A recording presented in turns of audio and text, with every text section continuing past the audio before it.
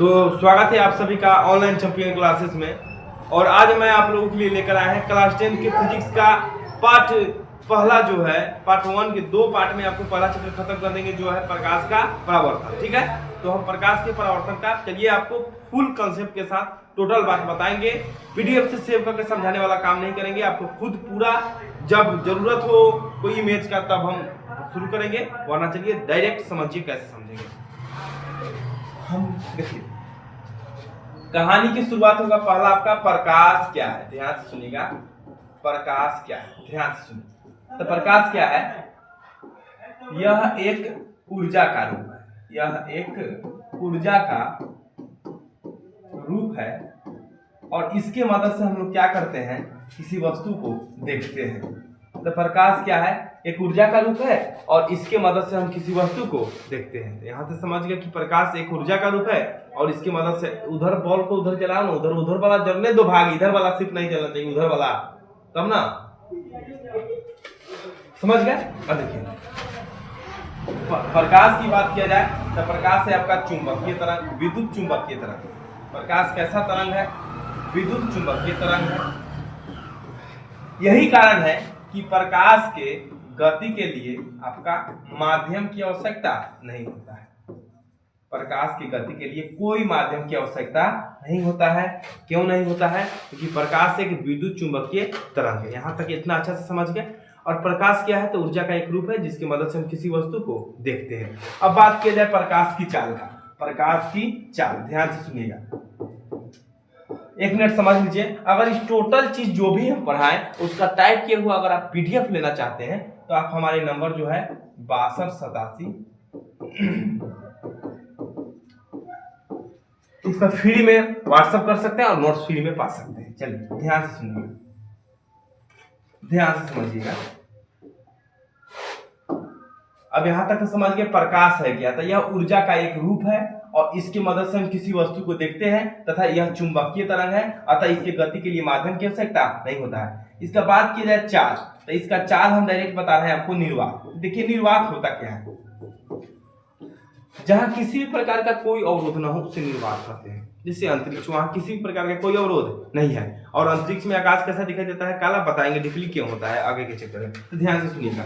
प्रकाश की चाल जो है निर्वात में होता है आपका 3 × 10⁸ मीटर प्रति सेकेंड। बच्चा कंफ्यूज हो जाता है कब को, उसके माइंड में घूमते रहता है 10⁵ होगा कि 10⁸ होगा। याद कर लीजिए, मीटर में होगा तो 10⁸ होगा और आपका किलोमीटर में होगा तो आपका 10⁵ होगा। यहाँ से समझ गए प्रकाश की चाल के बारे में समझ गए। ठीक है, अलग अलग माध्यमों में प्रकाश की चाल अलग अलग होता है, यह अपवर्तनांक पर डिपेंड करता है जो प्रकाश के अपवर्तन के बाद के टॉपिक पर है। चलिए प्रकाश के परावर्तन के नेक्स्ट टॉपिक से शुरू करते हैं।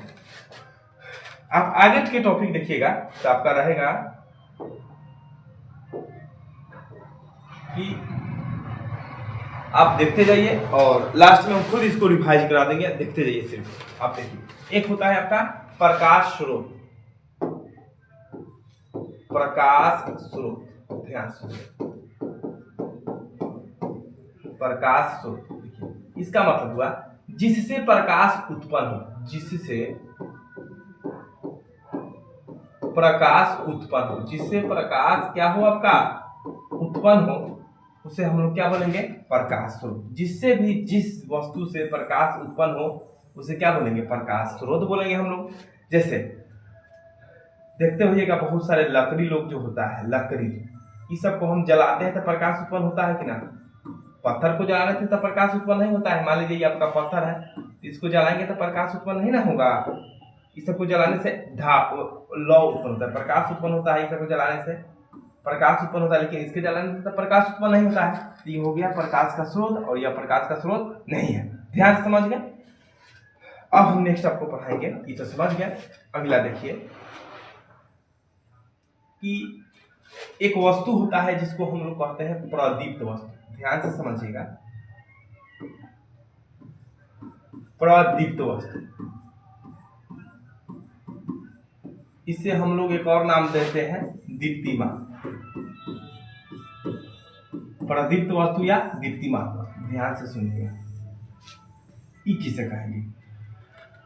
तो जो वस्तु प्रकाश उत्पन्न करे, जो वस्तु प्रकाश उत्पन्न करे जो वस्तु प्रकाश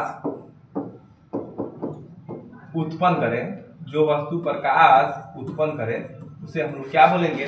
उसे हम लोग बोलेंगे प्रदीप्त या दीप्तिमान वस्तु। प्रदीप्त या दीप्तिमान वस्तु बोलेंगे जो वस्तु प्रकाश उत्पन्न करे।